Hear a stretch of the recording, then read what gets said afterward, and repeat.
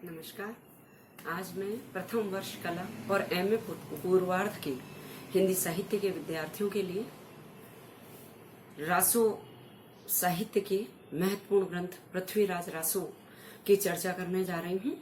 और प्रथम वर्ष कला हिंदी साहित्य के प्रथम प्रश्न पत्र में जो संकलित पुस्तक है उसका प्रथम अध्याय है पृथ्वीराज रासो का पद्मावती समय, और इसके रचनाकार हैं चंदवरदाई। तो सप्रसंग व्याख्या प्रारंभ करने से पूर्व मैं चंदवरदाई का परिचय और पद्मावती समय की महत्वपूर्ण काव्यगत विशेषताओं पर अपना व्याख्यान देना चाहूंगी।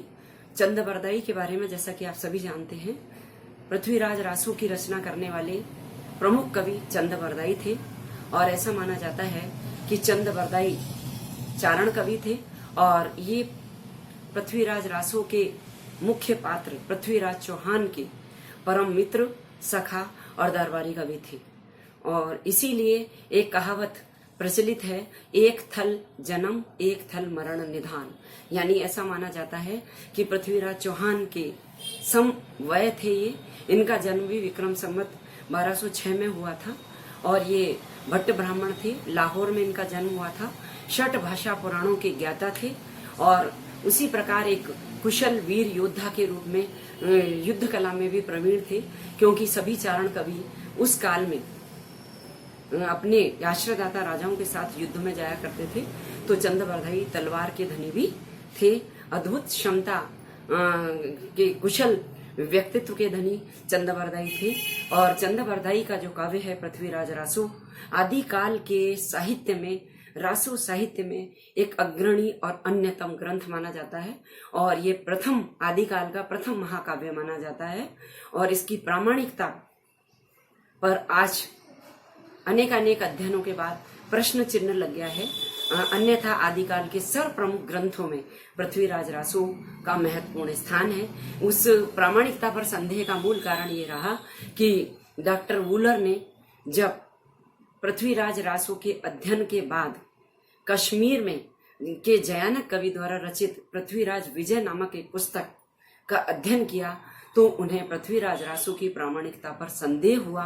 परिणाम स्वरूप अनेक प्रकार के तर्क वितर्कों के पश्चात कुछ विद्वान इस ग्रंथ को प्रामाणिक मानते, कुछ विद्वान अप्रामाणिक मानते, तो कुछ अर्ध प्रमाणिक मानते।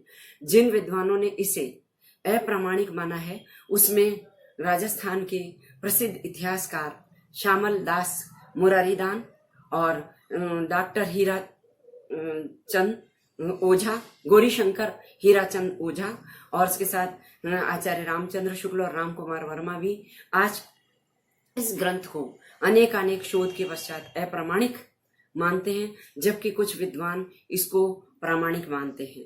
मोहनलाल विष्णुलाल पांड्या, डॉक्टर श्याम सुंदर दास आदि इस ग्रंथ को प्रामाणिक मानते हैं। ये बात अलग है कि वो ये मानते हैं कि मूल रूप में ये प्रामाणिक ग्रंथ रहा, बाद में इसके प्रक्षिप्त अंश जुड़ गए। तो चंदवरदाई ने जिस पृथ्वीराज रासो की रचना की थी उसकी काव्यगत विशेषताओं पर चर्चा करना बहुत आवश्यक है, क्योंकि आपका प्रथम अध्याय पद्मावती समय है और पृथ्वीराज रासो में 69 समय है। 69 समय मतलब 69 अध्याय हैं और लगभग 2500 प्रश्नों का ये लिखित ग्रंथ है। और इसमें 16,306 दोहों को संकलित किया गया है और 72 प्रकार के छंदों का प्रयोग चंदवरदाई ने इसमें किया है। इसीलिए सर्वाधिक चर्चित और लोकप्रिय रासो ग्रंथों में पृथ्वीराज रासो का अपना अन्यतम स्थान है। और एक विशाल ग्रंथ, साथ ही कलात्मकता की दृष्टि से और भाव पक्ष की दृष्टि से भी ये अपनी विशिष्टता रखता है। तो अन्य रासो ग्रंथों के समक्ष जब पृथ्वीराज रासो की तुलना करते हैं तो ये आदिकाल के रासो साहित्य का प्रतिनिधित्व करता दिखाई देता है। और ऐसा माना जाता है कि चंदवरदाई ने पृथ्वीराज चौहान के साथ अनेक प्रकार के युद्ध लड़े थे और पृथ्वीराज रासो में चंदवरदाई ने पृथ्वीराज चौहान के जीवन का, शौर्य का, आखेट का, विवाह का और जीवन से जब पूरे संपूर्ण जीवन का चित्रण, विवाह का चित्रण भी यहाँ पर किया है।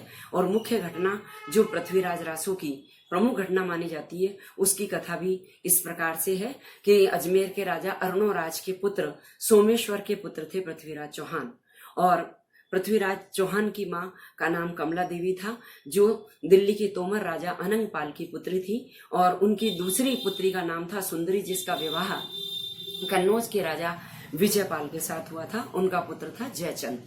लेकिन जब अनंगपाल ने पृथ्वीराज चौहान को दत्तक पुत्र के रूप में गोद ले लिया, तो दिल्ली का और अजमेर का जो साम्राज्य मिलकर एक विशाल साम्राज्य के रूप में सामने था, उससे चिढ़कर जयचंद ने एक विशाल यज्ञ का आयोजन किया, राजसूय यज्ञ का आयोजन किया, और उसमें अपनी पुत्री संयोगिता का स्वयंवर भी रखा। लेकिन न तो पृथ्वीराज चौहान को उसमें आमंत्रित किया और कोई सम्मान नहीं दिया, और जबकि पृथ्वीराज चौहान अपनी वीरता के बल पर संयोगिता का अपहरण करके स्वयं ले आया, और रास्ते में मोहम्मद गोरी के साथ में उसका युद्ध हुआ।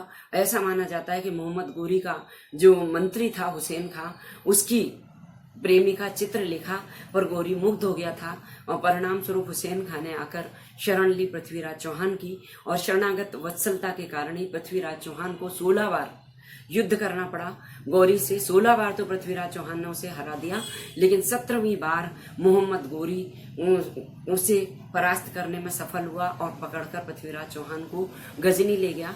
और ये माना जाता है कि उस समय भी चंदबरदाई पृथ्वीराज चौहान के साथ थे, और उसने अपने रासो ग्रंथ का जो लेखन था वो अपने पुत्र के हाथ, जल्लहण के हाथ दे दिया। और ये कहावत है, पुस्तक जल्लण हत दे चली गज्जन रकाज।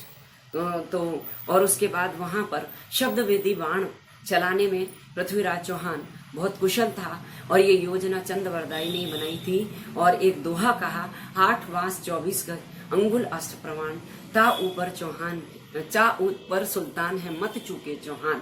इस दोहे के माध्यम से पृथ्वीराज चौहान, जिसकी आंखें गौरी ने निकाल ली थी, आंखों पर पट्टी बंधी हुई थी, फिर भी शब्द वेदी बाण के द्वारा पृथ्वीराज चौहान ने गौरी का अंत कर दिया। और उसके बाद ये माना जाता है, ये कहा जाता है कि चंदबरदाई और पृथ्वीराज चौहान ने भी अपने आप को समाप्त कर दिया अपने स्वाभिमान के कारण।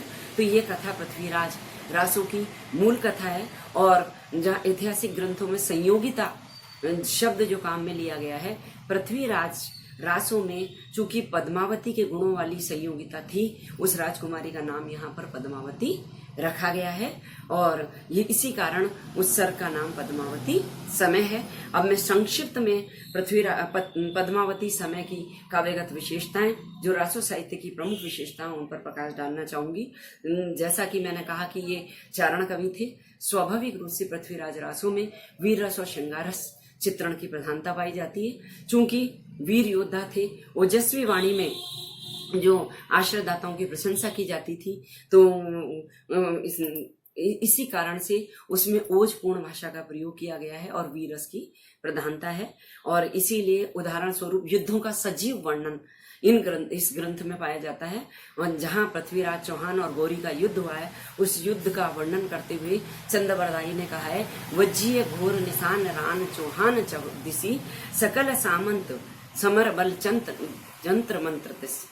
और इस नारी सौंदर्य का चित्रण, पद्मावती के अद्भुत सौंदर्य का चित्रण चंदबरदाई ने किया है। मनहु कला ससिभान कला 1600 बनिए, बाल वेश शिष्टा समीप अमृत रस बनिए। यहाँ मनहु कला चंद्रमा की 16 कलाओं से युक्त चंद्रमा के समान पद्मावती के मुख को बताया गया है। तो नारी सौंदर्य का चित्रण, वीर रस का चित्रण, श्रृंगार रस के संयोग और वियोग दोनों पक्षों का चित्रण इस पद्मावती समय में पाया जाता है। लेकिन संयोग पक्ष का चित्रण बहुत अधिक सुंदरता से किया गया है। कल्पना शक्ति यहाँ पर चंदबरदाई की दिखाई देती है। और युद्ध के वीरस चित्रण में भी दोनों पक्षों के युद्ध का बड़ा सजीव चित्रण चंदबरदाई ने किया है। और एक पद में कहा है, न को हार नहीं जित रही न रही सूरवर, धर ऊपर भट्ट परत करत अति युद्ध महावट।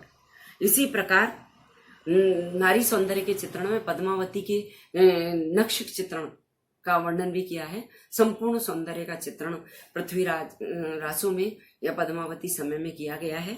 और कुटिल के सुदेश पोहप रचियत पिक सद, कमल गंध व संध हंस गति चलत मंद मंद। यहाँ पद्मावती राजकुमारी के अद्भुत सौंदर्य, सुंदर बालों का वर्णन किया गया है। उसकी वाणी कोयल के समान है और वो हंस की गति से चलने वाली है, और वह संधि के काल में कमल गंध उसकी शारीरिक गंध है। इस प्रकार नारी सौंदर्य का अद्भुत चित्रण, प्रकृति चित्रण भी यहाँ बहुत अधिक पाया जाता है, क्योंकि चंदबरदाई स्वयं युद्ध करने जाते थे, तो जब राजा के साथ में यात्राएं किया करते थे तो रास्ते में आने वाले नगरों का, दुर्गों का चित्रण, प्रकृति के आलम्बन और उद्दीपन दोनों प्रकार के स्वरूपों का चित्रण यहाँ पर दिखाई देता है। अद्भुत सौंदर्य का चित्रण, नारी सौंदर्य के चित्रण के साथ साथ प्राकृतिक उपमाओं के साथ में यहाँ पर किया गया है। इसी प्रकार कला पक्ष की दृष्टि से भाषा, चंदबरदाई ने डिंगल भाषा यानी वह अपभ्रंश भाषा जिसमें राजस्थानी भाषा की प्रधानता रहती है, डिंगल भाषा कहलाती है। डिंगल भाषा का प्रयोग किया है। 69 सर्ग हैं, 69 अध्याय हैं इसमें, और 72 प्रकार के छंदों का प्रयोग किया गया है। यानी स्वाभाविक रूप से छंद विविध पद्मावती समय की यह पृथ्वीराज रासों की महत्वपूर्ण विशेषता है। फिर भी पद्मावती समय में दोहा, छप्पय, कवित, भुजंग, प्रयात, अरिल्ल, तोटक, तोमर, नाराज जैसे छंदों का मुख्य रूप से प्रयोग किया गया है। काव्य रूप की दृष्टि से प्रबंध स्वरूप की प्रधानता है, जो कि स्वाभाविक है। पृथ्वीराज रासो अपने आप में एक बड़ा विशाल ग्रंथ है, प्रबंध ग्रंथ है, क्योंकि इसमें पृथ्वीराज चौहान के संपूर्ण जीवन का और उसकी वीरता और शौर्य का चित्रण किया गया है। भाषा, शैली, छंद और अलंकार।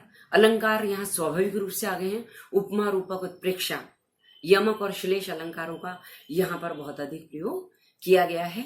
और रस चित्रण में मैंने आपको पहले ही बता दिया, जो कि भाव पक्ष की महत्वपूर्ण विशेषता है, वीरस और श्रृंगार रस की प्रधानता है, लेकिन कहीं कहीं युद्ध वर्णन की प्रधानता होने के कारण रुद्र रस, विभत्स रस और भयानक रस का भी चित्रण किया जाता है। और जहाँ नीति संबंधी कुछ बातें महाकाव्य में कही गई हैं, वहां शांत रस भी दिखाई देता है। इस प्रकार पृथ्वीराज रासों का पद्मावती समय अंश जो आपके पाठ्यक्रम में संकलित है, कला पक्ष और भाव पक्ष की दृष्टि से अद्भुत सौंदर्य के साथ में प्रस्तुत किया गया है। और चंदबरदाई ने अपनी बहुमुखी प्रतिभा, कलात्मक प्रतिभा का परिचय यहाँ पर दिया है। यह महाकाव्य अपने आप में चाहे प्रामाणिकता और अप्रामाणिकता की दृष्टि से कितना भी विवाद रहे, लेकिन साहित्यिक दृष्टि से आदिकाल का काव्यात्मक सौंदर्य से पूर्ण अद्भुत ग्रंथ है, जिसका कोई अन्य सानी नहीं है। धन्यवाद।